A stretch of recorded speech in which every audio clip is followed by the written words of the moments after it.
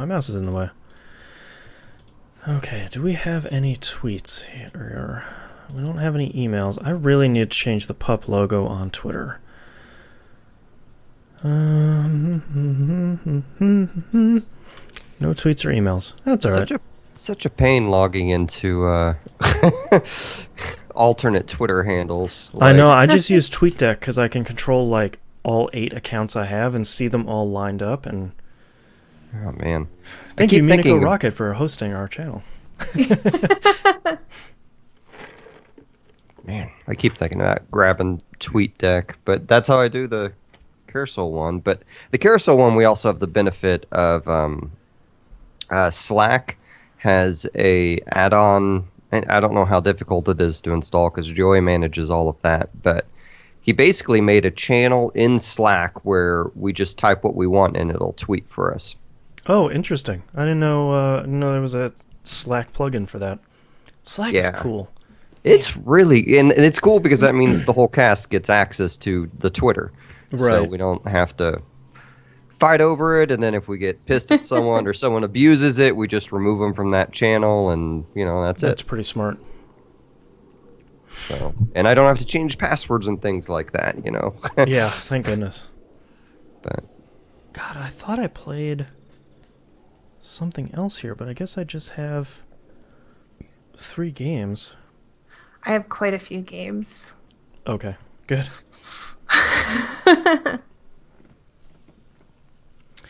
All right. Are you guys ready to kick this thing off? I am. C. Okay. Excuse me. All right, starting in 3, 2, 1. Welcome back to another episode of Picking Up the Pixels, this time the actual February 2016 episode. I'm your host, Boston. Going around the room, we have Musum. Hello. And we have Mina. Hello. Let's just get right into it. Musum, what RPGs have you been enjoying this past month? So, I have been playing a bunch of random stuff. I've been fairly non-committal until today when I really settled on something, which you know me, I like to go in order of things. So, I was really on a pretty high Warframe bender. And then I kind of went up with Warframe and then went down and then went back up. What happened is the Warframe Twitter account retweeted that Total Biscuit was playing Warframe and live streaming it. And I'm like, well, I disagree with his politics, but he's a really popular YouTuber playing a game that I really like that I don't ever feel like gets attention in the press. So I logged into his channel and quickly discovered that his audience had gifted him half the game, which immediately sent me into like a fit of depression of what have I done with my life. You earned those frames, Musum. Yeah. Through blood, sweat, and tears. Getting those, and then he's like, oh yeah, and I went and got this maxed out Hornet Strike mod for 40 platinum, which is essentially getting a mod that like any level 10 mod in Warframe. Like Hornet Strike's really easy to find, not so easy to upgrade. You're going to spend millions of credits, you're going to use thousands of fusion cores, and 40 platinum is like maybe $2 or $5. And that was a depressing realization too. But anyway, then my friend Matt started playing, and that got me back into it. I was like, it doesn't really matter. That's his experience. A large part of the game of Warframe is actually playing the game to shoot things to get them to drop what you want. And that was actually taken away from Total Biscuit because people gifted him those items. Right. And, he may have realized that. And I don't know. It doesn't matter. I don't care what he realized or not. But but your experience has been good, and that's what really matters. Yeah. And it very much is that, where if you buy something in Warframe, then that is, you have no reason to play those levels then. Right. So it is what it is. But anyway, I haven't been playing a ton lately because I've been waiting for the new content patch to come out. They did have one event over the last month where they had they have this mechanic in Warframe where if you attack a certain faction so many times, there's a chance that they'll send an assassin after you. and the assassin comes in the form like each faction has their own assassin or set of assassins, and they're actually really cool when they happen because you're in the middle of a regular mission doing something else, and then like if the stalker shows up, he just tries to kill you. If the Grustag 3 show up, then you have these 3 enemy trappers who are like trying to throw nets on you and things like that. Jeez. And then they drop a letter that has a black handprint on it and says, "We know what you did." I don't get the reference, but pretty much. That was in Skyrim? Yes. Yeah, Oh. one of the, So- I think the yeah. Assassin's Guild, that started the Assassin's Guild quest or something. Like, this dude just comes up and he's like, "Hey, how's it going?" I mean, and then tries to stab you, and you pick up this letter and it just has a black handprint and says, "We know what you did." And it's just like, what? Why? What? What did I do? Well, and that's what happens with the factions when you tick them off, because you get an email that basically is that. It's the future, right? Yeah, yeah. Someone posts on your subreddit and says, "Not cool, dude." Yeah. So this event was based kind of around. It's weird because it's the stalker faction of that reaction system. But instead of reacting to you, what it is they said, okay, these 5 assassins have marked this NPC to die, and so now this NPC is contracting everyone to go kill them.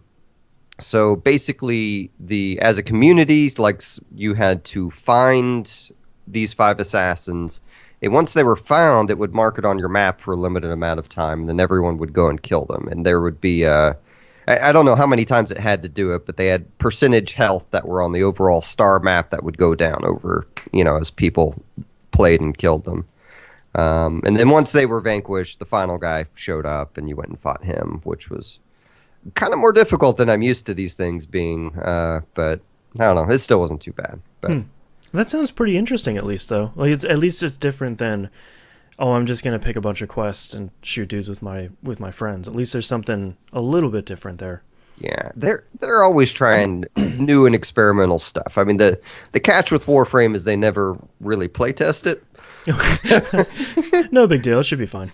Yeah, I said they probably have to have play tested a little bit, but it's not like they have a QA department that goes Right. through whatever their new content is. They finish it and they push it out the PC and then deal with the errors that come. And it's Right. better and worse. It's a fun and frustrating experience to have. Well, it's kind of, I work in software development, so it's kind of, do you polish the hell out of it and not put out content for a while, or do you put out the content with the expectation that you're going to run into some issues and then kind of polish it on the fly, while the plane is flying?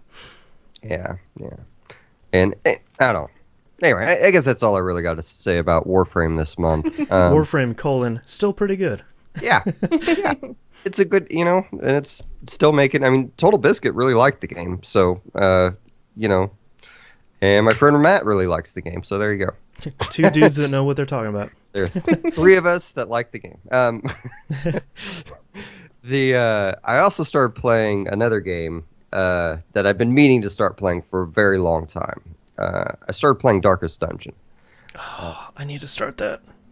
So Darkest Dungeon is a turn-based RPG that is kind of a roguelike that I did not really understand how to play very well, and restarted the game about 4 times before I figured it out.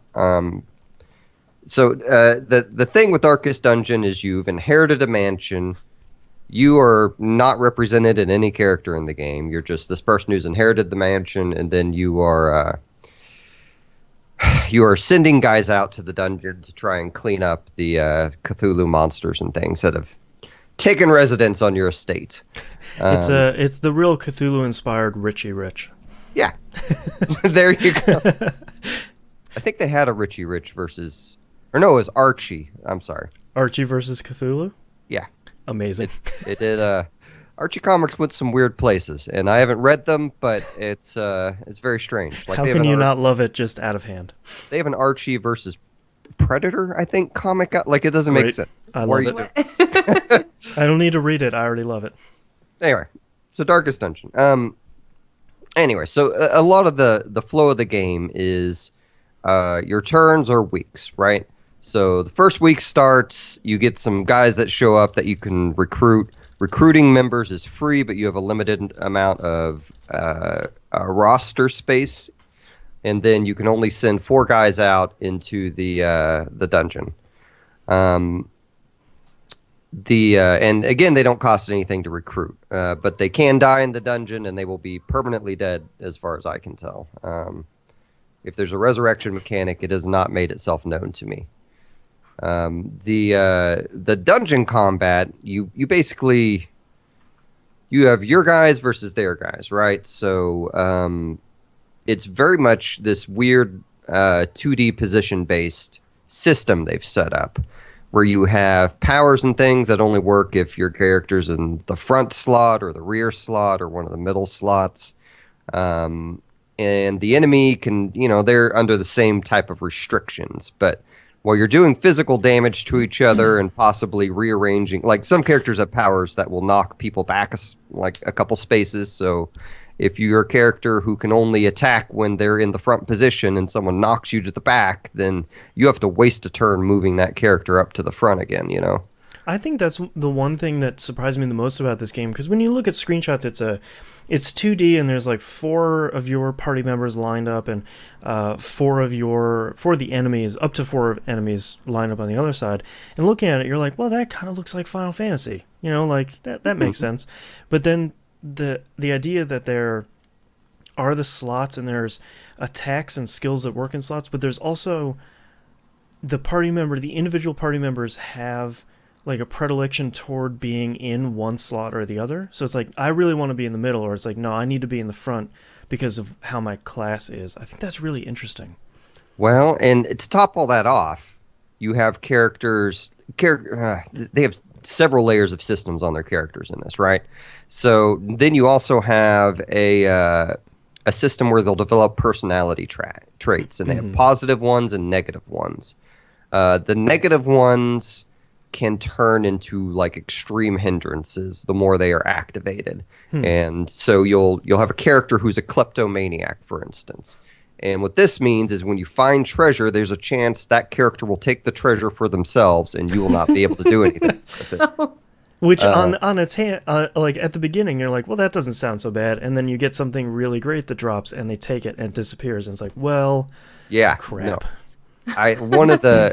I think it's the second game I started. The knight character who could only relieve stress by praying was also a kleptomaniac. And I had one dungeon where he literally stole everything. Great. Oh, nice. It was just a nightmare. Everything we opened up, it's like, ugh. But it's on top of that, these traits can level up into personality damaging things. And I don't know what kleptomaniac levels up into. I didn't write down any examples, so I don't know that I have any to present. But there are positive ones too, right? Yes, Yeah. yes, there are, and I can't think of any examples of those either. I've seen a couple, I forget. Generally, you will get 2 to 3 per character per dungeon. Your characters are going to rack these things up, and they do have a system to relieve their negative personality traits, but it's really expensive, and sometimes not worth it. The other side to this is, as characters take damage, they get stressed out, and they have a stress meter that goes 0 to 200. When you hit 100, that's when the first really bad thing happens, where the game basically flips a coin and says, is this character going to persevere under stress, or is this character going to go paranoid or get scared or do something? And that will cause the characters to start having really erratic behavior. And most of the time when they hit 100, they will start talking, which will in turn stress your other party characters out. Like, it is a downhill thing. Like, there are very much a lot of dungeons early on where just making it out, like, your goal isn't even necessarily to beat the dungeon, it's to get in the dungeon, get equipment and money, and leave before your characters freak out and get each other killed. Wow. The other side to this is, because these traits are so expensive to relieve, you cannot be attached to your party members. Right.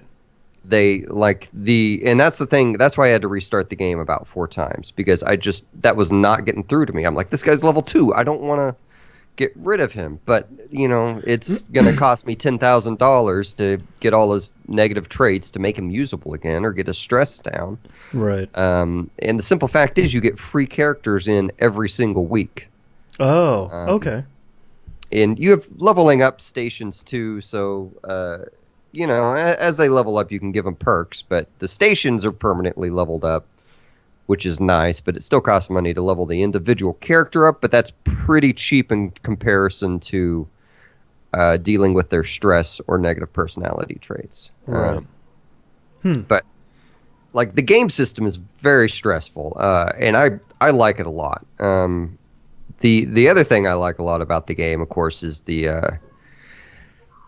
well, I pretty much like everything about this game. Like the artwork, if you've ever read a Hellboy comic, is very reminiscent of Mike Mignola. I've never known how to say his name. I don't either. That dude. I saw the man at a panel at Dragon Con, and I still don't know how to say his last name. But it's very much that really just blanket shadows on everything, type of feel to it. Like thick, stark outlines, and it looks really good. The voice actor that they got to narrate everything just hits it dead on. He's this perfect, like, dark, almost corny sounding, like, it's so great. It's my favorite narrator for a game like this. It reminds me a lot of it's not entirely similar to Bastion, but the narrator strikes the right tone for the game. Bastion's narrator worked perfectly for that game. Darkest Dungeon narrator is somehow, like you said, somehow perfect and almost like B-movie cheesy, but it works in some sort of way where you're like, yeah, all right, that works. Yeah, I was telling Jake the other week when I was streaming, and I'm like, man, I want this guy to narrate my life, just saying like mundane things. He was just, he has this certain the way he uses syllables in words is not quite natural, which really makes it extra fascinating. But anyway, in the music I noticed the other day too was a lot. It was kind of Demon Souls reminiscent. But I don't know. I like this game. The classes in it, I think, are super fascinating. You have what's a good example? Like you have a leper who basically has this half broken sword and gains certain immunities, and it becomes kind of a juggle on getting like. Do you want a team that's going to do better when your torchlight goes low, or do you want a team where it's only going to work where the torchlight's high? Do you want a team where you have one healer, or do you want to have everyone with kind of self-healing abilities? I don't know. I love the game. I think it's pretty great. I need to get back to playing it. I just keep not doing it because I'm afraid I'm going to lose everything good I've earned every dungeon crawl. But anyway, Magnatech in chat says, isn't the narrator supposed to be a guy who's been exploring the area for years? I'm not 100% sure on that. I know he's not the groundskeeper because the narrator comments on the groundskeeper's sanity. So I would have to go watch the intro again. The story is... I don't know if the story's strong in the game, honestly. But... from what I've encountered so far, it's you basically get an intro to the game and then you go. And you have certain bosses that you're supposed to kill at certain points, but I have not even... Like in one of the 4 games I started, I had access to a level with a Necromancer's Apprentice and got my high-level party completely skewered. So, oh, jeez. I have not gotten very far in the game. I've gotten to maybe week 8 or 9 or something like that, but... And if people have killed the Necromancer's Apprentice by then kudos to them. They are much better at it than I am. Anyway, I did a lot of game hopping, so I was on my phone the other day and noticed I still had a copy of Shining Force installed, so I played the beginning of that. Ooh. It's just a nice little quick tactics game that requires little to no skill. Does it work well on phone? Seems like it would. Now that I got the new huge iPhone, I don't mind the on-screen arrow pad and buttons as much Right. anymore. So, but it works fine. I don't know. I don't really have too much to comment on it. It's I don't know. It's a good nostalgic piece that I don't think a new player would probably hold up because it doesn't really have any layers of systems. It doesn't care what direction your character's facing, and but it is very reminiscent of like Fire Emblem is essentially a more complicated version of Shining Force. Right. Its approach to tactics. And after I played that, I got to thinking, man, I have never played through this copy of Front Mission DS I have. Oh. And I have started it 3 or 4 times. So I've now started it again, and remember why, and that's because I need to go read an FAQ. Is this the very first Front Mission game? Yes, they remade it for Nintendo Okay. DS. If I guess for the audience, if you aren't familiar with Front Mission is kind of Japan's answer or tribute to BattleTech. Yeah. Very much more realistic mechs, not Gundam looking, but the squat. That I don't know how else to. The It's sort of like they 209 look kind of more look. military than they do spacefaring. Exactly. Yeah. And you can replace all their parts, and they have weight capacities and energies that you got to balance, and that's always where I get lost because I'm like, what should I do here? And There's about 400 options. yeah, I mean, even at the beginning of the game, you have a dozen options. Yeah, and the game doesn't. I know I played the Super NES version way back in the day, and the game sort of assumes you've played it before, which is very much the way that Square was making those games other than Final Fantasy games, where it's like, you've played Front Mission before, come on in, you're fine. It's like, no, this just came out. I don't know what any of the I'm piloting a Wanzer, what's happening? Yeah. Oh, yeah. I love the name Vanza. I like saying it. Pretending the W is a V. But and they always give you like 2 factions to choose from, and luckily on this one, it's like if you haven't played, do this faction first. So. Oh, nice. So the weird thing for me about this first, probably the Front Mission I've played the most is Front Mission 3. So on this Front Mission, it's weird because you only have one weapon on the mech that you can equip that will shoot beyond a few squares. And granted, it's been 5 or 6 years since I've played a Front Mission. So maybe the others are like that too, and I just don't remember. But it's very much you got the missile rocket launcher, then you can shoot across a map. And I don't know. I played until I lost on a map, and I just wanted to see what would happen when you lose, and it was a straight up game over screen. And I was like, oh, right. No real fanfare. I probably didn't need to see that. Right.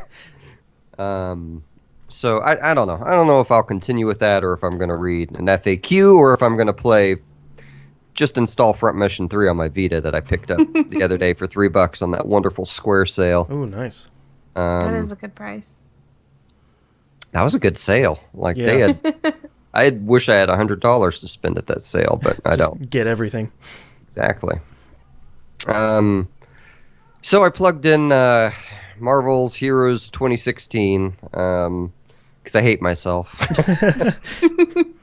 I don't think all I've done is complain about this game when I've talked about it on here. And last time I played it, which was actually last fall, I forgot to talk about it on here again. But last fall they released one of my favorite X-Men, Magic, as a playable character.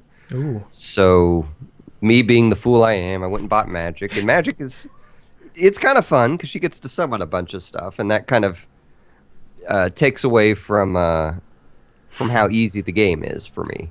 Right. If I'm managing minions or just enjoying cackling, seeing my minions kill things, I don't know. It's endlessly fun for me. But so I started playing 2016, and 2016 was supposed to add like controller support, and it's supposed to, I don't know, it redid a few things, but the controller support I didn't like.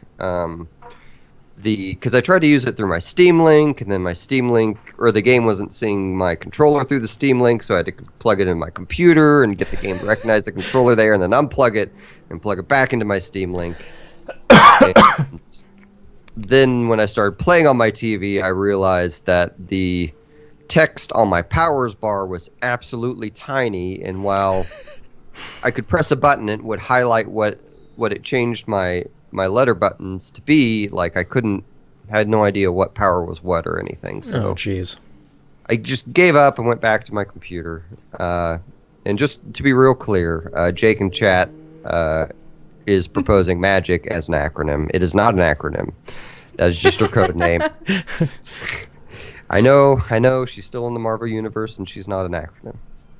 But she does have the whole dimension of limbo in her soul, which is filled with demons and things that she can summon. Because she's awesome. She is pretty cool. I'm a big fan. But so I started playing 2016 again, and the quest tracker they added.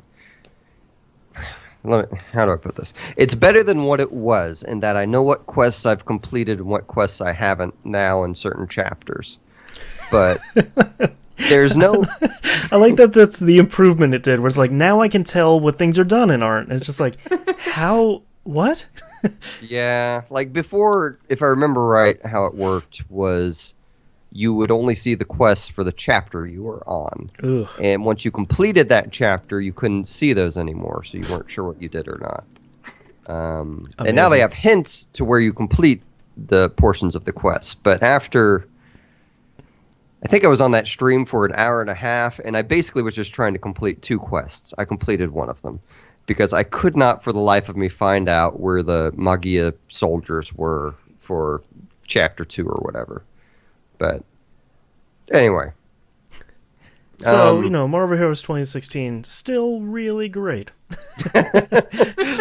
Yeah, it's one of those games I could probably tolerate if I was playing with friends. Right.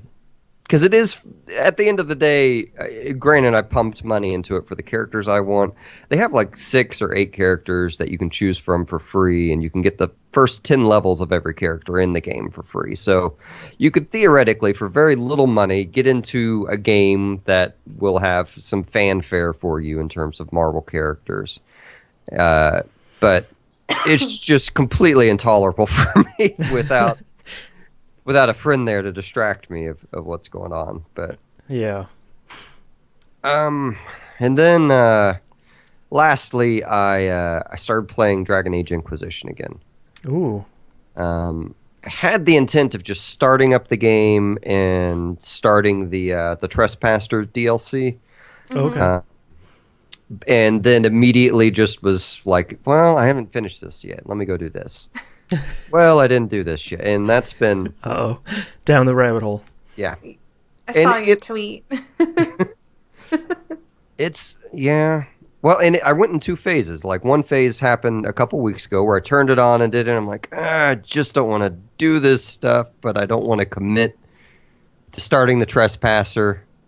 And then today I started it up and then just turned on Parks and Rec on my laptop, and it's just, it's just good afternoon. Just going through and killing stuff and completing quests. And I have no idea how good any of the DLC that I bought is, because all I did was show up at the, at whatever the first DLC was, and I was like, oh, this is a new area. Well, I'm going to go back to this old area.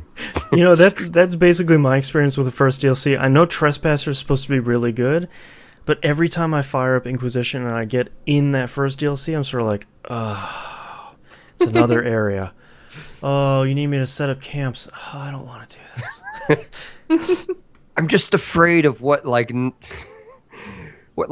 reference they're gonna have that goes back to these DLCs, and Right.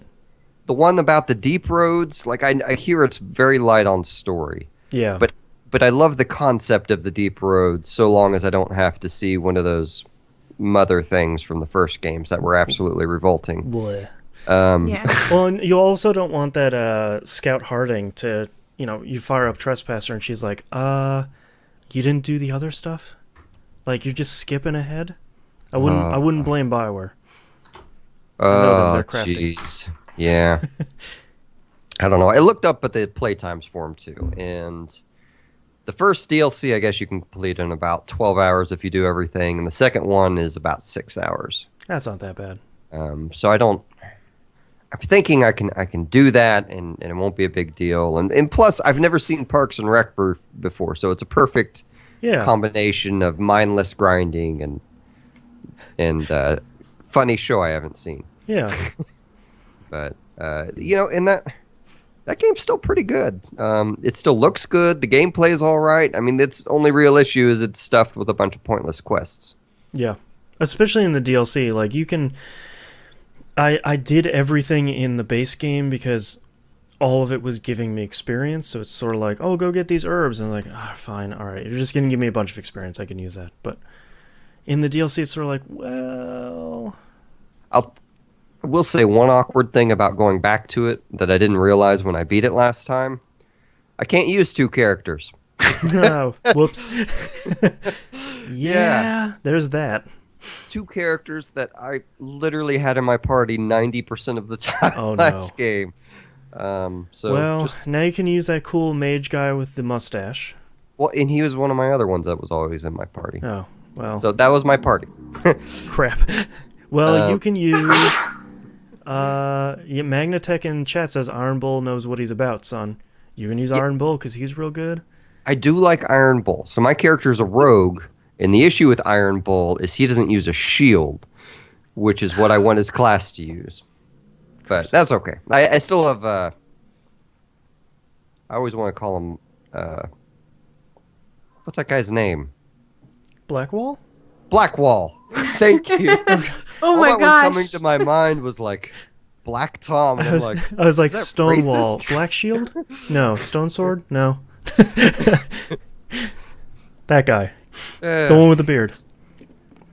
Process of elimination. The audience will figure out who. Yeah. I That guy's really good. I had him in my party for a real long time on my first playthrough. really do like the majority of characters in that game. I think the only one I don't really like is Vivian, and right now I'm thinking about giving her a second chance since, I thought for a second you were going to say Varric, and I was like, no. No. I love Varric. Musim, no. Where I'm at right now is I keep thinking maybe I should go start a Dalish Elf on Dragon Age Origins. No, Musim, that path lies ruin. Just go through the whole thing again. just to avoid doing one all over again. Yeah, just to avoid one piece of DLC. I'll start Dragon Age 1 again. Yeah. Yeah. Anyway, so that's all I got. All right, Mina, what have you been up to this past month? Okay, I've played quite a few games. I guess very quickly, I did play some Rune Factory 4. Started over because I'm streaming the entire game for people on Twitch, and I've made it to the second dungeon. So it's still very early in that game. The other game that I played after Rune Factory 4 would be Fire Emblem Awakening. Oh, it's so good. I've never beat Fire Emblem Awakening. Did I ever beat that? I don't know. But Fire Emblem Fates is coming up, so it's like I gotta beat this game. I can't just pick up Fire Emblem Fates and not have beaten Fire Emblem Awakening. That'd break some sort of video game law that I can't do. Yeah. So I've made it up to the point of where you start recruiting the children. Oh, right. So I don't know what chapter that is. I think I'm like at chapter 15 or 16 or something like that. I just crossed over to the second continent, and I've just started doing stuff over there. The Valmese or something like that. I don't think I even got there. Oh no. Yeah. So Whoops. And I've been to keep the stream lively, I've been kind of like grinding out all of the things I need off stream, and like kind of like getting my characters leveled up and trying to keep them all at around roughly where they all need to be, so that way I can try and spice up what characters I use rather than constantly going back to the same tried and true ones that just keep working for me. So I'm playing it on what do they call it? I'm playing it on casual mode, whatever the easiest difficulty is or whatever. Just regular difficulty because I want to beat this game. Yeah. I don't want to sit here on Lunatic and just be like, well, okay, I died 20 times, but I eventually, beat this mission. I really want to beat this game and kind of like get it off my pile of stuff that I'm sitting around on. And Fire Emblem on the higher difficulties can, I don't want to say it's mean, but it doesn't really take any prisoners. Like a party member will die and they're just gone, and the game doesn't really care. I remember the first time I played Fire Emblem Awakening, I tried to play it on the hardest difficulty with, the permadeath. And what I found out was that, like, very early on in the game, like the first 3 or 4 missions, there seemed to be, like, if this were like a game of chess or something, there would be possibly, like, 3 or 4 possible movements you could make. And if you didn't make those movements, you pretty much wiped out your team because there was no way to actually like level up your characters, and everybody has to basically be babysat by Frederick, and because everybody else would come up against something and they would just die, and Right. And that kind of like I know for some people like that's part of the fun. But for me, that was like I'm not good enough at this game. Yeah, that's too hardcore. Fun with that, right? That's too much. Yeah. I'll do that difficulty on Persona games. I know a little. I know my way around those, but not a Fire Emblem Awakening. And speaking of Persona games, I am now playing Persona Q again. Ooh. I'm doing this on stream as well on my Twitch channel, and I decided to do something different, which was kind of, I didn't decide. The people who are watching me decided. I put up a poll, do you want to see me play risky or, an easier difficulty? And most people wanted to see the easier difficulty. So this is really weird for me because this is the first time I played a non-risky playthrough of Persona Q. And I also decided to go with the Persona 3 team instead of Persona 4. I always go 4 every single time.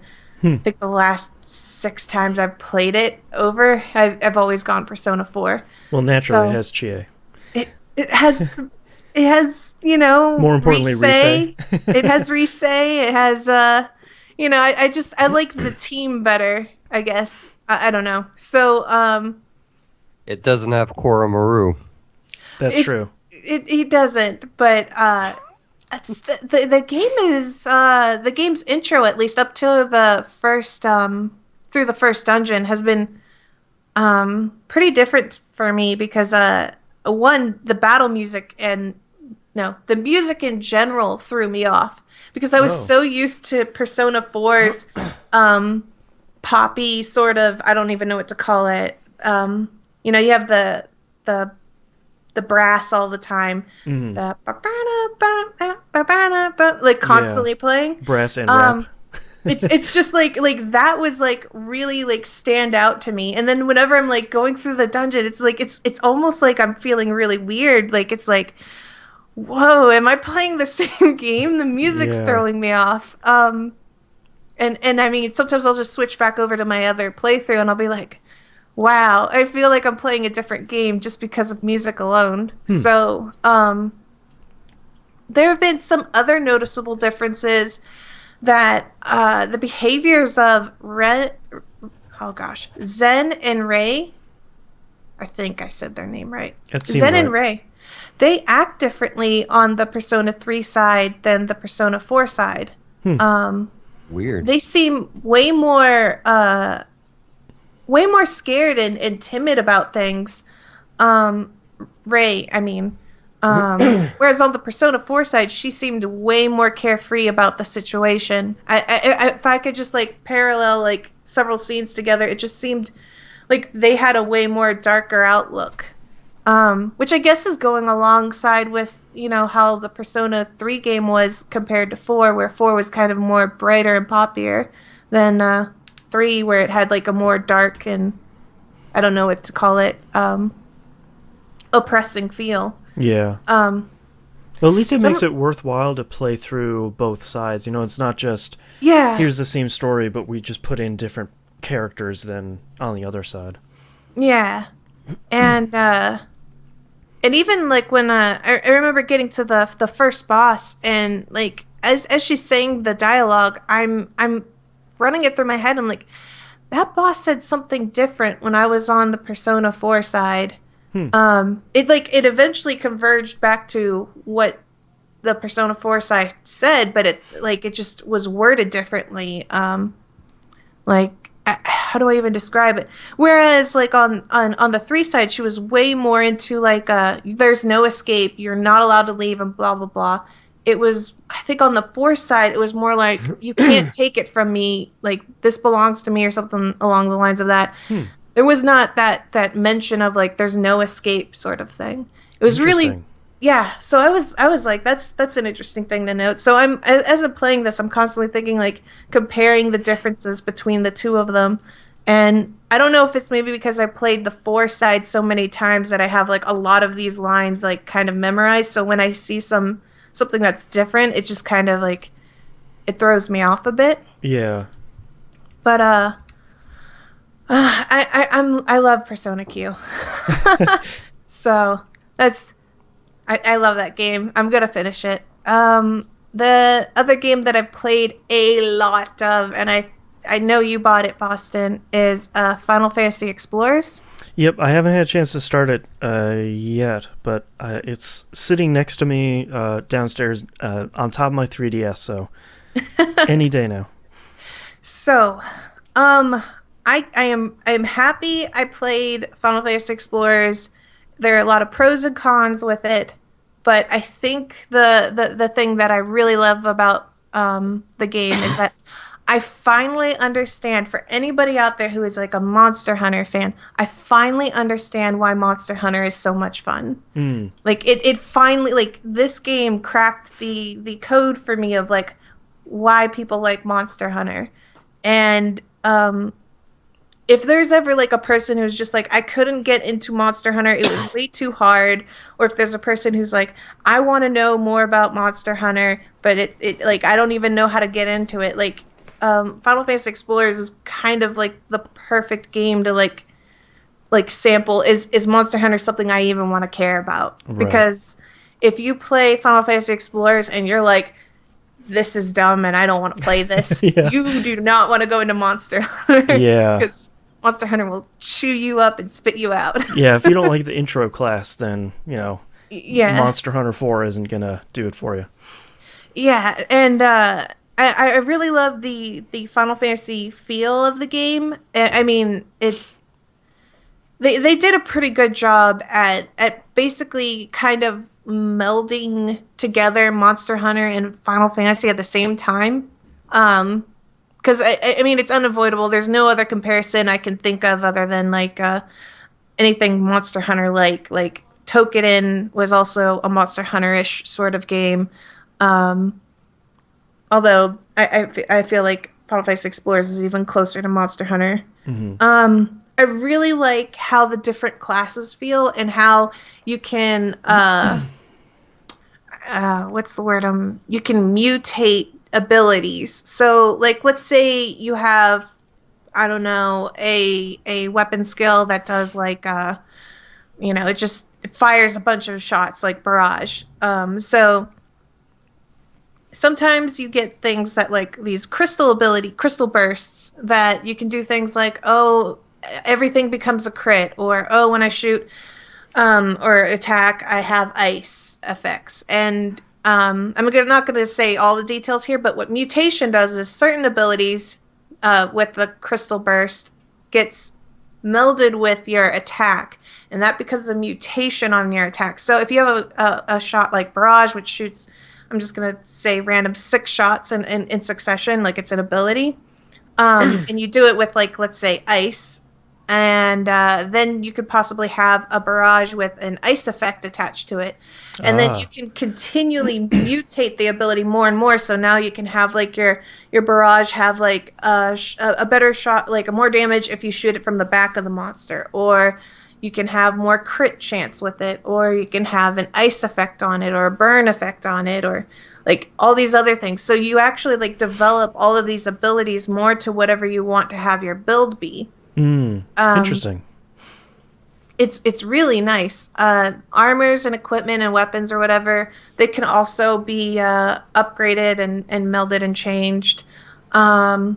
There's the trance ability, which after you accrue enough of whatever that makes that bar go up. Trance points, Killing, probably. hiding. I'm not sure. It involves something with attacking and probably healing. Whatever points you accrue there, you can then turn into one of the legendary Final Fantasy characters from a bunch of different Final Fantasy games and use a special ability. Like I have Yuna equipped right now, and she does like some sort of like double gun shot thing that shoots like white beams of light at the enemy. I think Aerith does like some sort of curing thing. I'm not sure. So all of these things are really, really good. I've talked about a lot of the good things about this game, and now I'm going to talk about the really bad things about this game.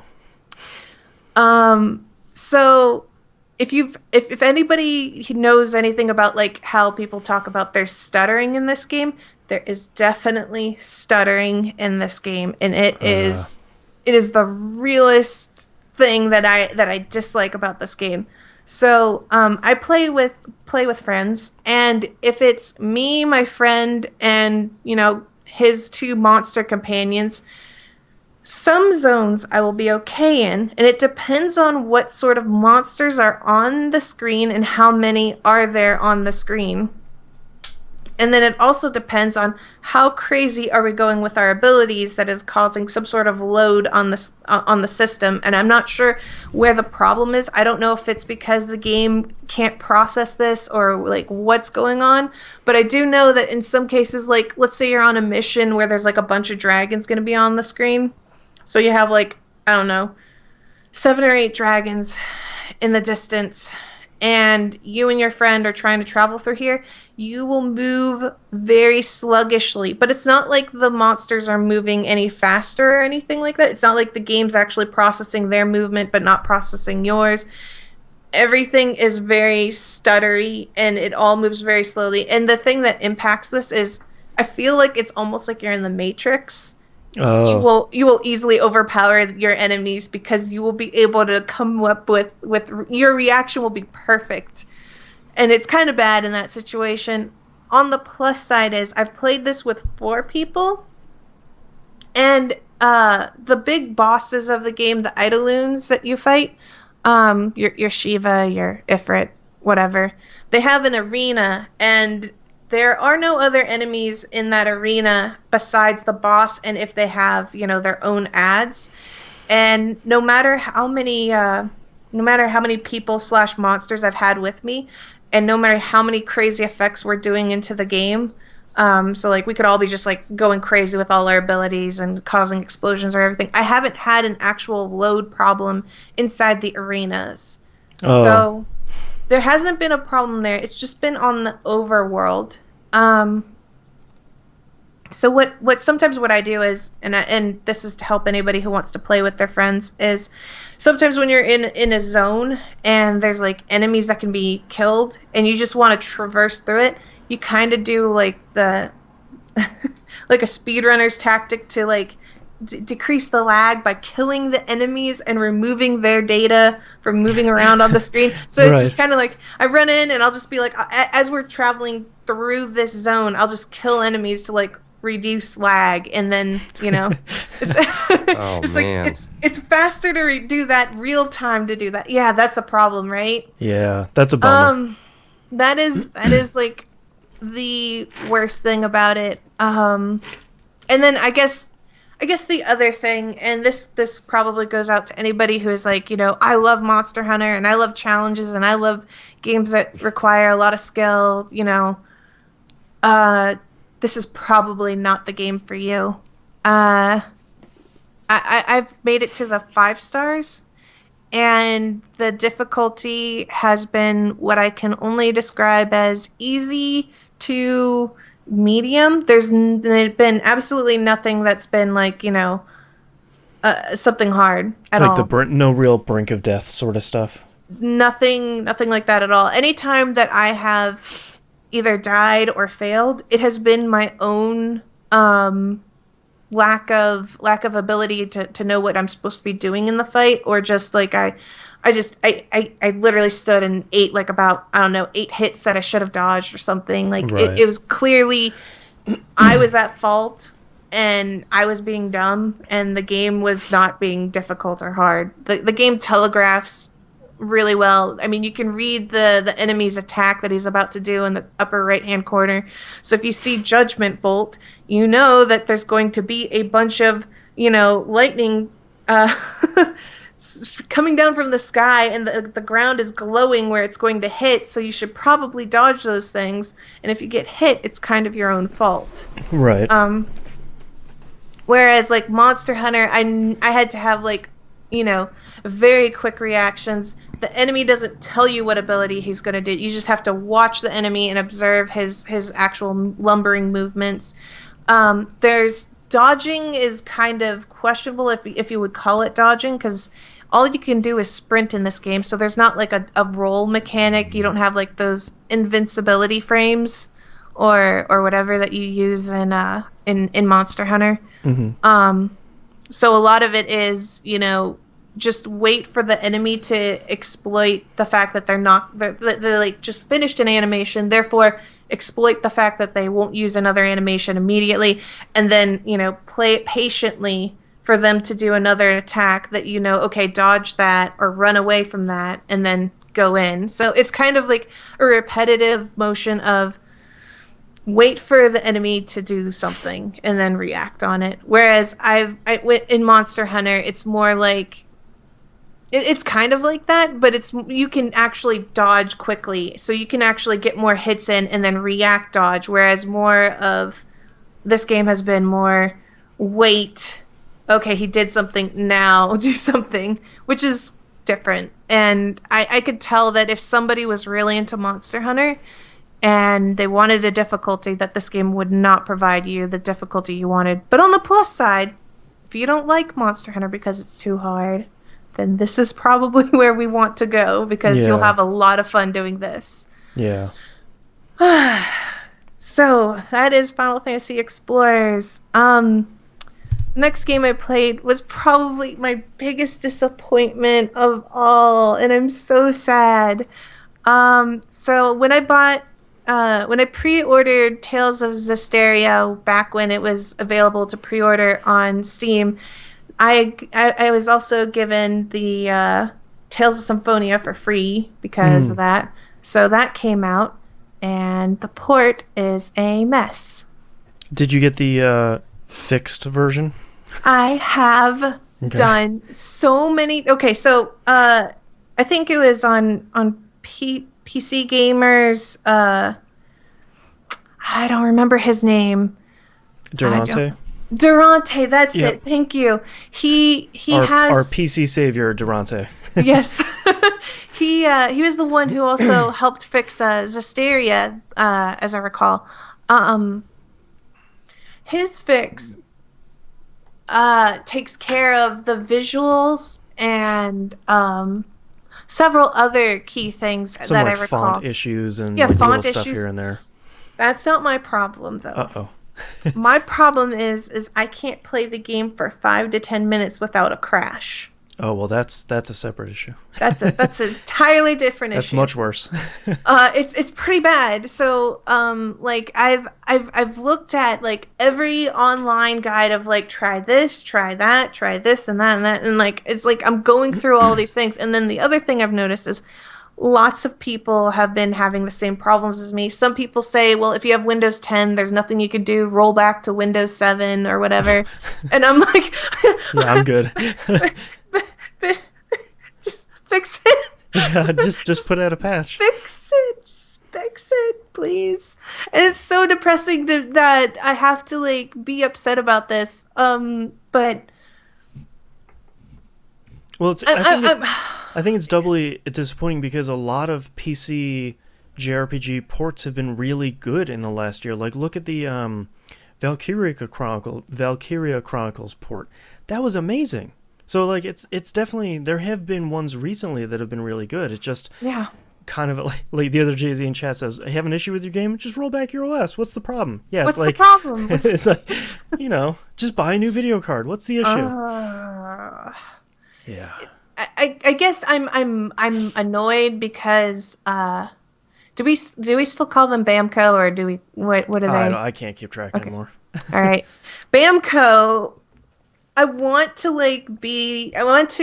be understanding for the fact that like, they're trying to put the game out there, but I mean, the thing that blew my mind was like a lot of the problems that they had on release. Durante, I hope I'm saying his name correctly.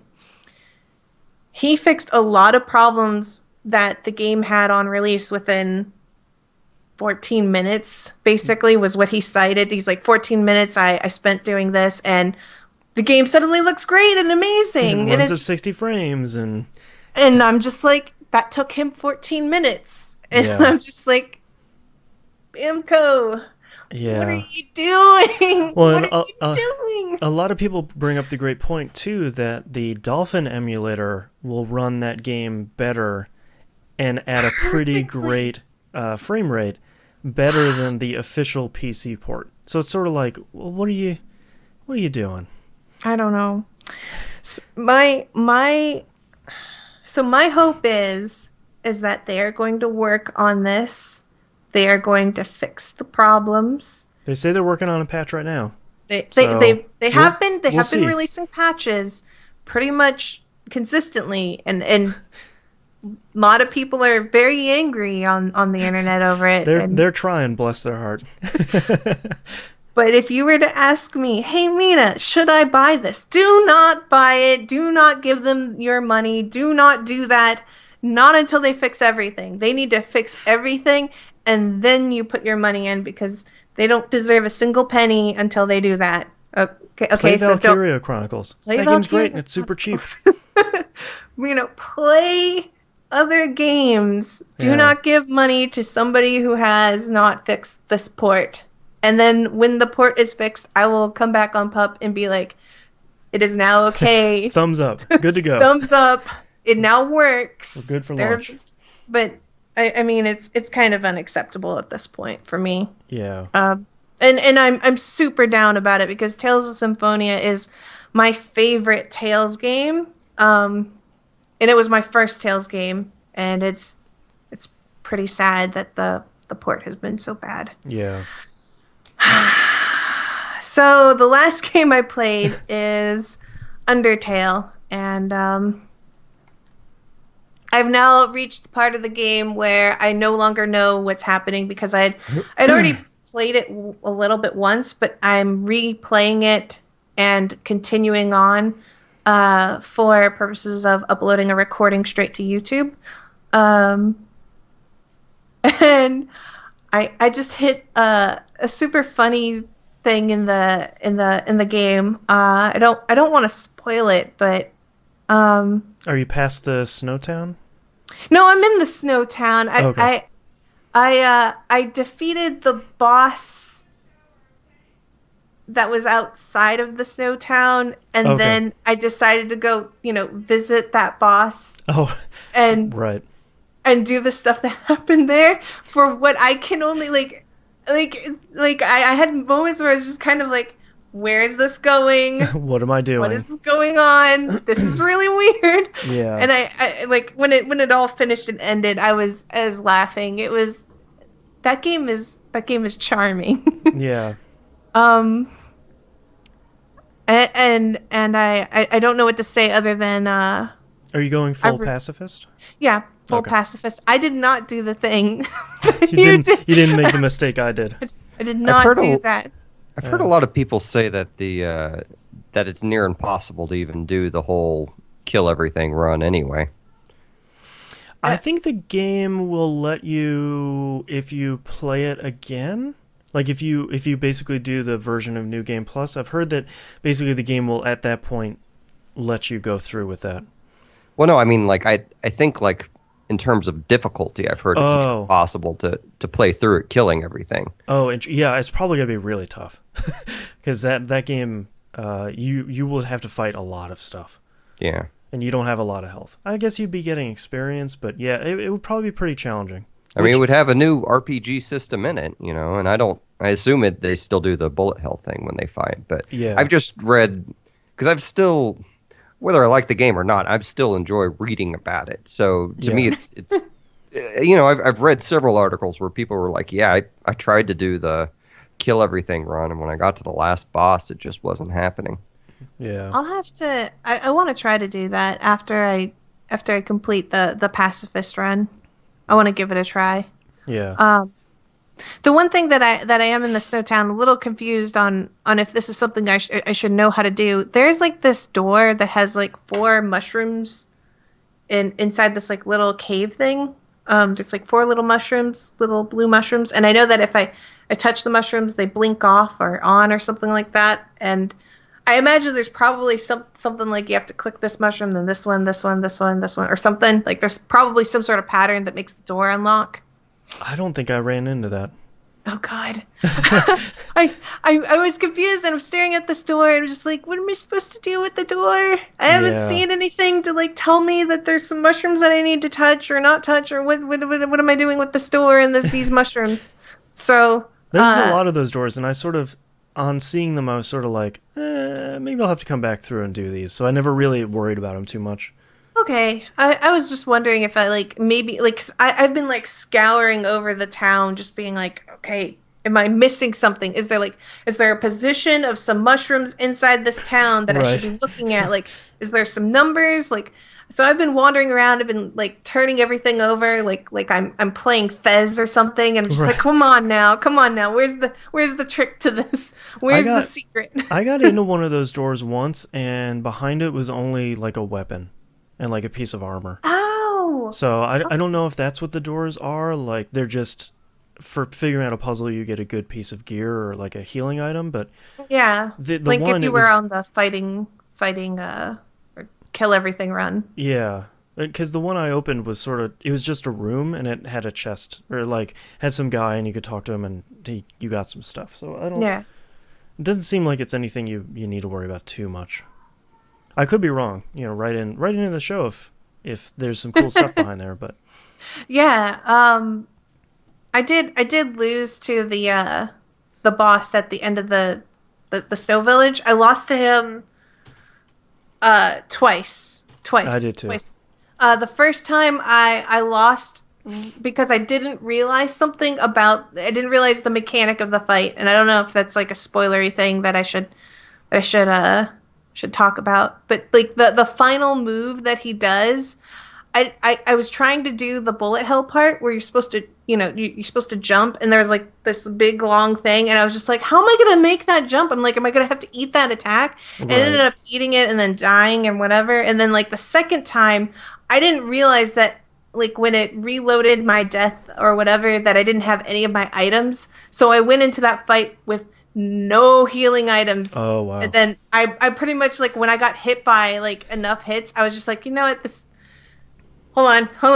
Yeah, Let me I gotta just start die. this back over. Let me just die. So then I died the second time, and then basically the third time was the charm. I went to the store, bought as many bicycles as I could.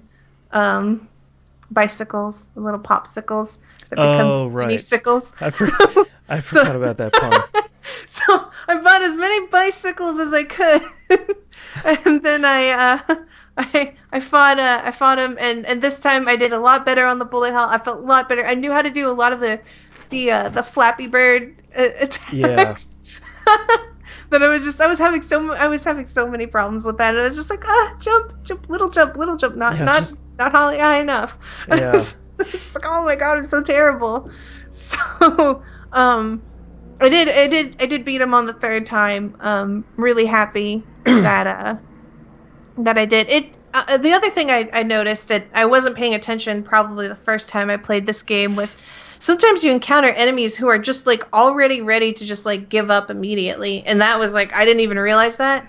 Oh, yeah, where you can just mercy them right off the Yeah, bat. just mercy them immediately, and I didn't realize that that was a thing. Like I thought I always had to like work them down to the point that they would just mercy. Right. So that helped me a lot, especially when I'm just like trying to like just scurry along here and there, and I was just immediately able to just mercy, and I was like, yeah, you guys I are, did it.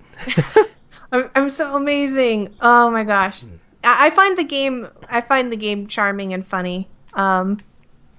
It really, I think that the whole Earthbound thing really helps. I mean, that's always been my sort of game, and that sort of really silly humor that if it doesn't work for you, this game is not going to be fun. Like if you don't find this game cute and funny, you're not going to like this game at all. Yeah. It's just going to be really annoying. It's true. Yeah. Secrets, it's true. Yeah. But that is all that I've been playing. So, Boston?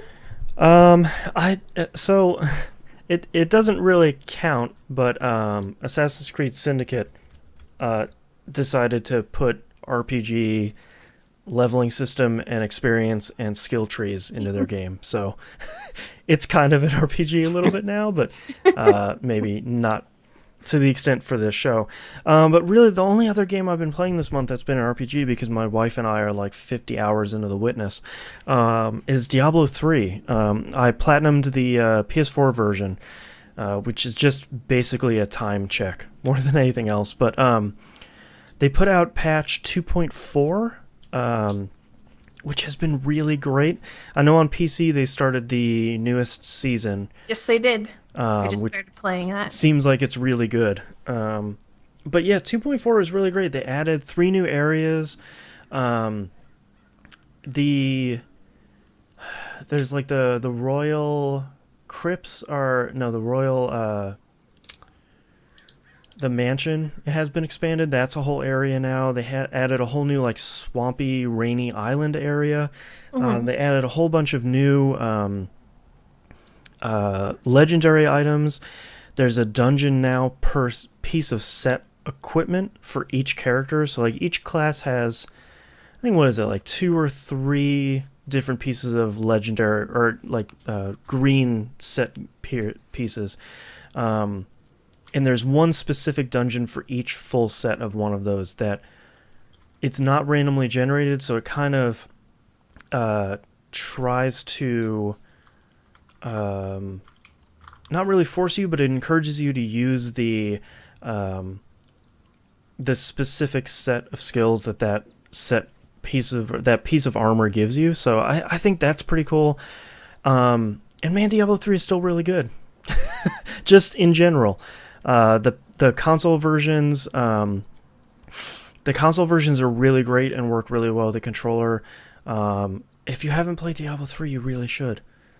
Diablo 3 is really good in general and continues to get better. Patch 2.3 was great. It basically put the Horadric Cube in the game.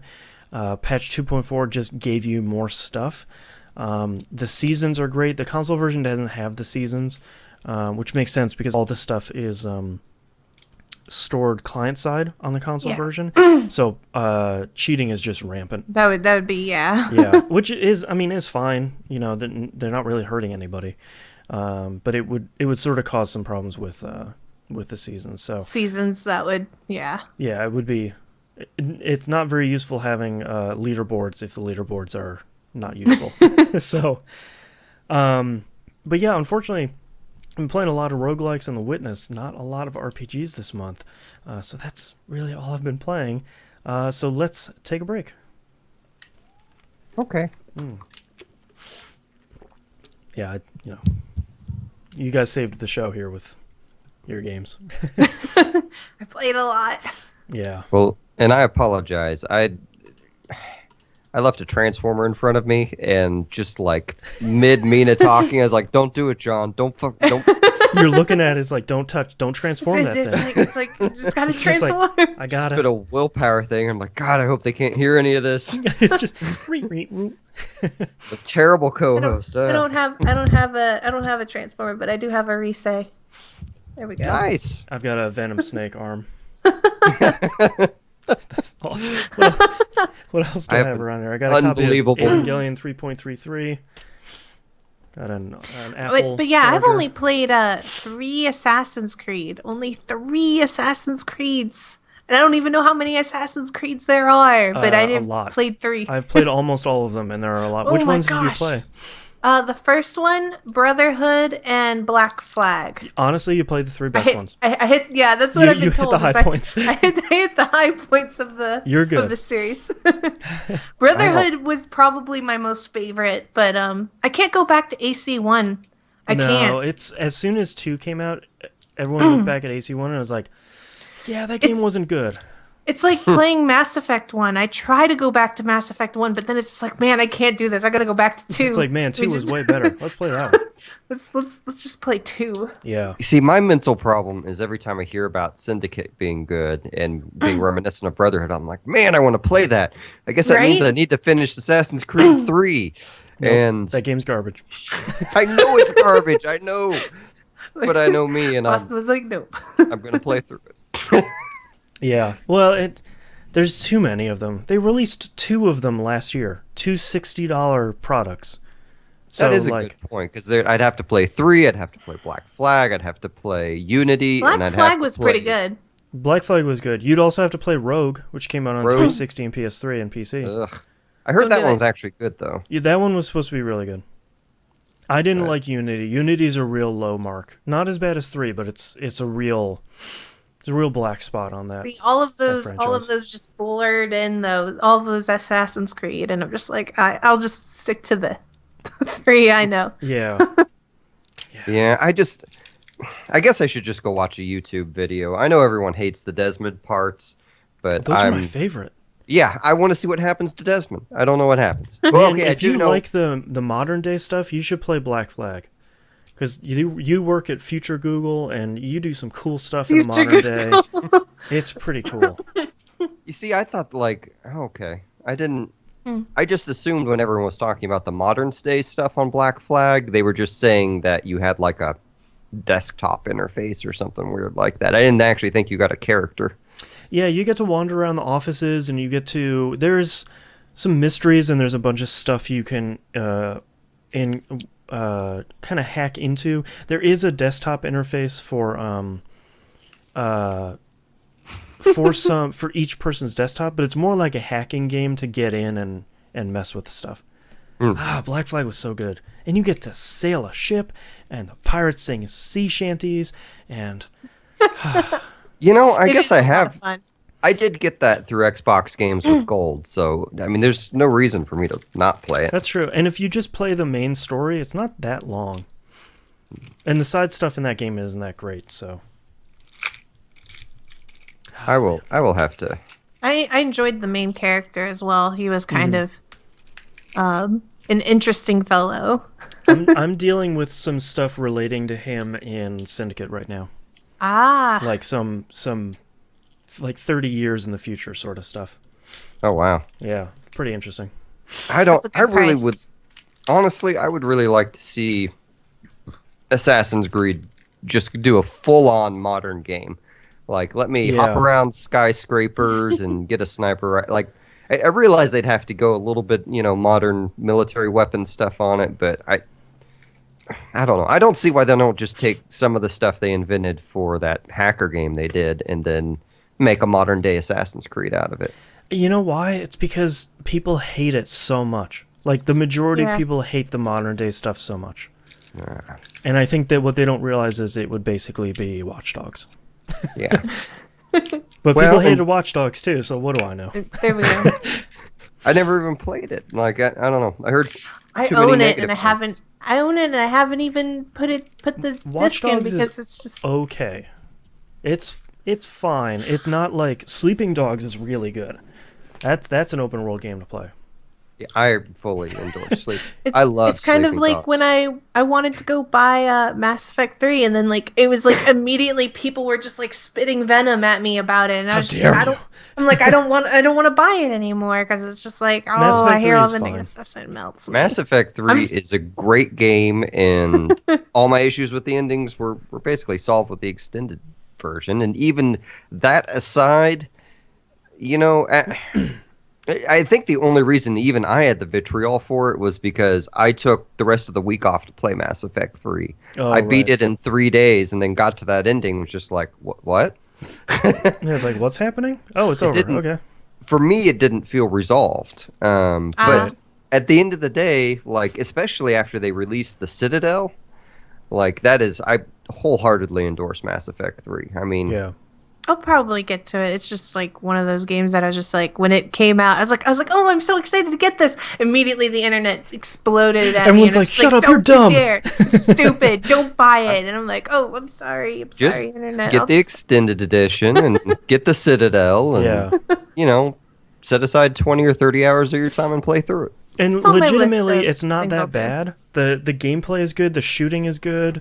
You know, it's a fun game and improves some stuff on too. It's just people are crazy about the ending.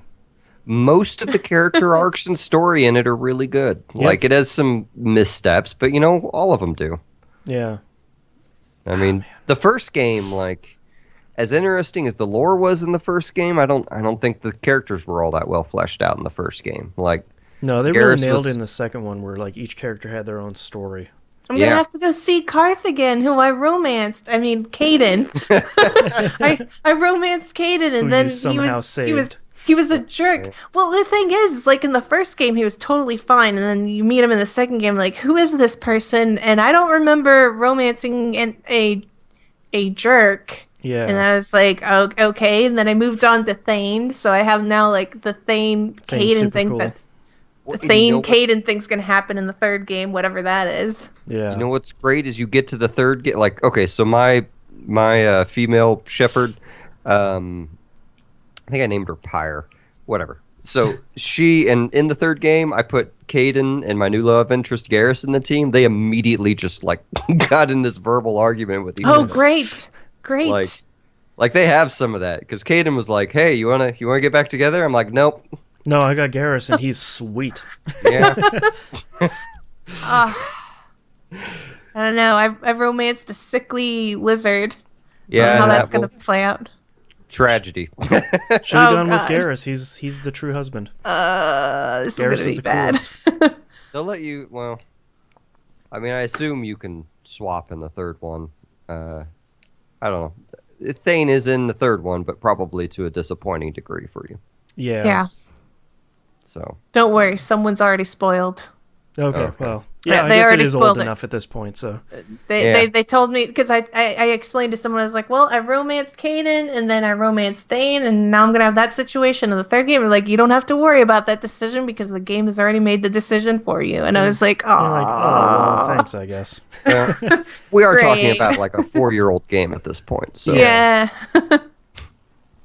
Yeah. All right, you guys ready to do this probably short second segment? Yes. All right. Let's get started in 3, 2, 1. Let's talk RPG releases for February 2016. We start out with Shadowrun Hong Kong Extended Edition. Whew.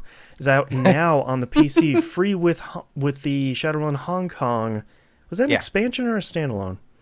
it's Hong Kong is a standalone. It's the one Okay. they came out with last March, I want to say, or May, something like that. Yeah. And this evidently fixes some of the glitches in the game and adds a mini campaign that takes place after the game into it as well.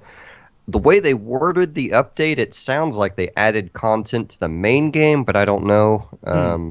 But either way, it's bunch of new free if stuff. you own Hong Kong. So Yeah. Sort of unfortunately, Tales of Symphonia HD is out now on PC. Just wait a little bit. Just Yeah. hold off on that. Adventures of Mana is out on iOS and Android now. Square Enix remade Final Fantasy Adventure, I guess it's the first Seiken Densetsu game. Also came out on Vita in Japan and not in the US, but maybe they're thinking about it, but I wouldn't. Hold your breath. Apparently that game is really good. So, Square putting out a Final Fantasy Adventure remake is interesting. Out now on PC, XCOM 2. Oh, I want to play that game so badly. That looks real good.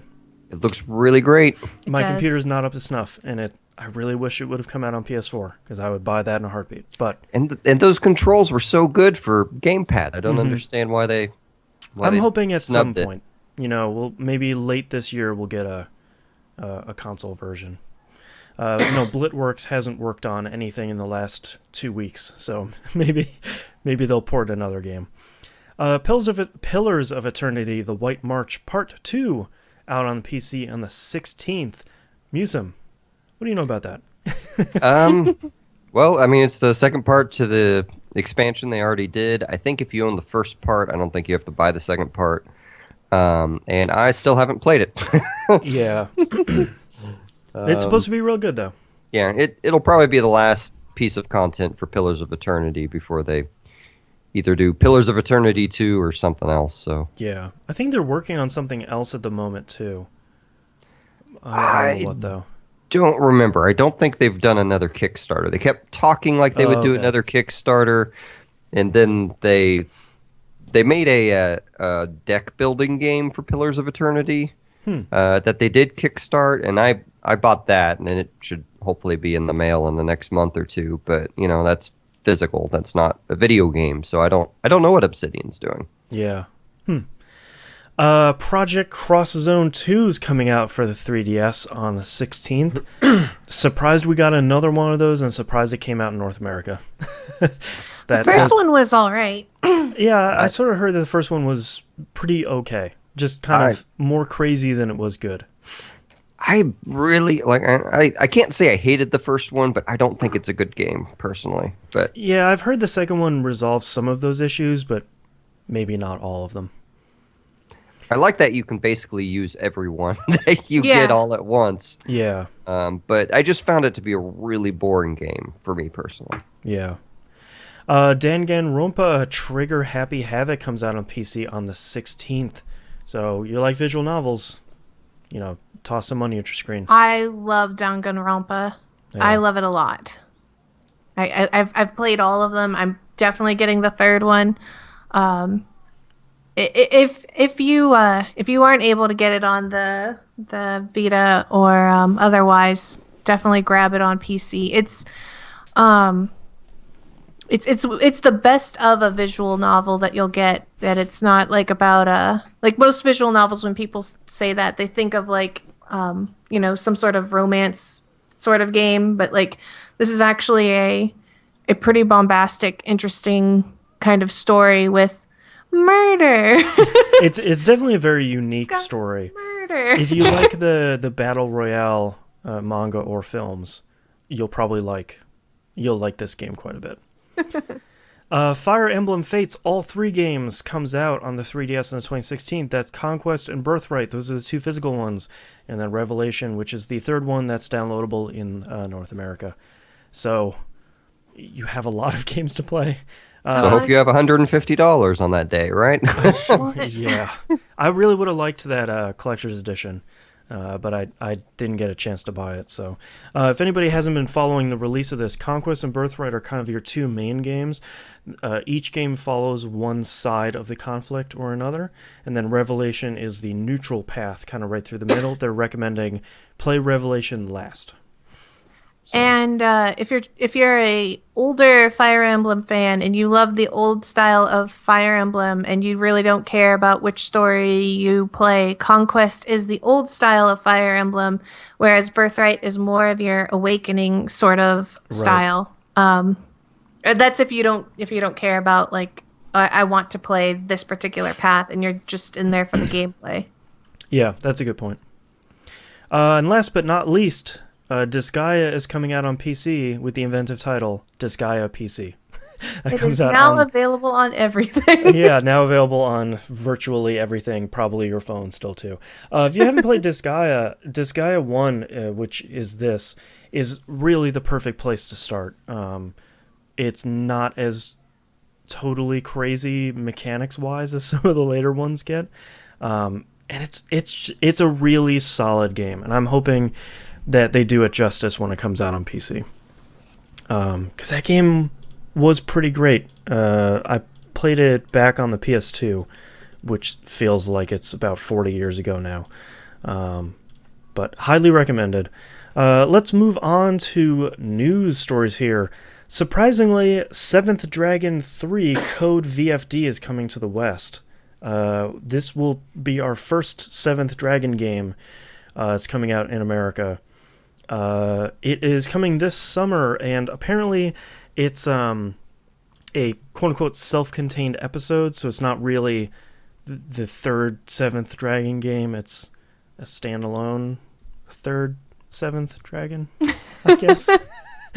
I don't know. I was always salty that the first game didn't come out. I think that came out for the original DS, but never came out over here, so I don't know. I don't know too much about that series, but you know, if Square wants to keep putting out games here, or that's Sega, I'm sorry. If Sega wants to keep putting out games here, I will probably buy them, because I'm a sucker for Sega stuff. Speaking of being suckers, Final Fantasy 15 has a release date, and we will know about it during a special event on March 30th. That hurts me a little bit to say. I apologize that I'm reporting this. This is like Hollywood's trailer for a trailer.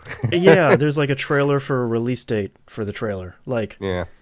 The only thing I can hope is that come March 30th, they say it's coming out in summer this year, worldwide release. That's why they're having an event, is it's sort of simultaneously coming out everywhere all at once. The fear I keep hearing is that people are worried they're going to release it in episodes. Oh, boy. I mean, maybe. They're doing that with the 7 remake, so whatever gets Final Fantasy 15 out, I guess. I guess that is a good point. Now that it's not Final Fantasy 13, whatever it was, and now that it's 15 and has still taken a really long time, yeah, let's just get on it. So, I guess on March 30th we will be talking about that. One of my favorite PS1 games is coming out in North America finally. Breath of Fire 3 is heading to PSN. I bought this a really long time ago. I imported the European version for PSP just to play it again. It's going to be $10, which is a steal. It's going to work on PSP, Vita, and PlayStation TV. If you haven't played Breath of Fire 3, that game is really good. It takes a really long time to get started. But once it does, you get to transform into a dragon. It's pretty awesome. And if you do decide to play it and you get to a part where you have to walk through a desert, just look it up. Don't even struggle with it. It's too hard. It's sort of famous for that. Mass Effect Andromeda. We were talking during the break about Mass Effect 3. The next Mass Effect game will come out on or before the end of EA's 2017 fiscal year, which means somewhere between October of this year and March of 2017, assuming that doesn't get delayed. So I'm hoping we're going to see more of that during E3 this year. They've had 4 years, so it better not get delayed. Yeah, I just want to see what they're going to do. Like where do you go? Because they're very clearly saying, all right, the first 3 games are staying where they are. Like, you don't get to play Shepard again. This is totally separate. But what are you gonna do? I don't know. It sounds like they're gonna bring the exploration aspects back to it, though. Yeah, which would be kind of nice.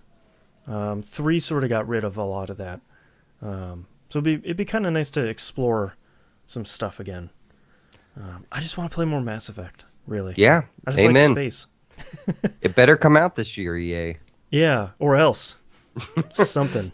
Or else I'll vote for you on worst company in the world. Yeah. Speaking of coming out this year, Bravely Second End Layer will come out in North America finally on April 15th. I think you can still buy the special edition if you really want, but you don't have much time left. I am cautiously looking forward to this game after playing the first one. That first one was a lot of fun to play with some problems at the end. And I hear 2 has some different problems of its own. So, but the gameplay is so good. Yep. Bravely second, Bravely Default, how could you do this to me? Yeah, so that's coming out soon. A lot of characters from the first one showing back up. So, I'm looking forward to it against my will. And last but not least, EA announced EA Access. Nope, let me try that again. EA announced Origin Access for Origin on PC for $5 a month. You get to subscribe and get you get access to the Vault, which is a kind of this growing collection of free full game downloads. Almost all the time on there is just Dragon Age Inquisition. So if you want to, for $5, you can get a 100-hour game. Sometimes they have Mass Effect 3 on there. They'll still be putting more and more games over time. So if you like games for cheap for a subscription, EA Access is a pretty good deal. And Dragon Age Inquisition is really good. So, all 3 of us enjoyed it. So if I didn't already own every single EA game that I wanted, Yep. yeah, like I don't know. And I guess if they finally get all of their library, like in all the companies under them's library, like in the vault and like all able the to play stuff. and like I don't want to roll the dice on whether I'm going to get Mass Effect Andromeda or not, on that Right. thing. And I think that's something they need to work out. But Yeah. And that's it for news stories, and we actually don't have any tweets or emails this month. So in classic PUP fashion, hour on the front end, 15 minutes in the back end. Thank you very much for listening. If you'd like to visit us, you can do so at pickingupthepixels.com. Tweet us at pickingupPixels. There's no the in there. Email us fans at pickingupthepixels.com. Everything else is on the right-hand side of the page. Musum, where can we find you? You can find me at thecarouselpodcast.com. You can also find it on iTunes, and you can buy my music at musum.bandcamp.com. Mina, where can we find you? You can find me at twitch.tv, Mina Ko Rocket, Mina KO Rocket, and I also have links to my YouTube and everything else on my Twitch page. And Boston? And you can find me at bostonhannon.com. That's my YouTube channel. Thank you very much, everyone, for listening, and we'll see you next month. Later. Bye. All right, and thank you very much, everyone, for watching us live. There's a ton of peeps in here. Thank you very much for chatting with us. We always love seeing you. Don't forget, first Saturday of every month, we're going to be there. Thank you, Ozmation, for being a total douche. Band. See you guys later. Bye. Bye, guys. Bye.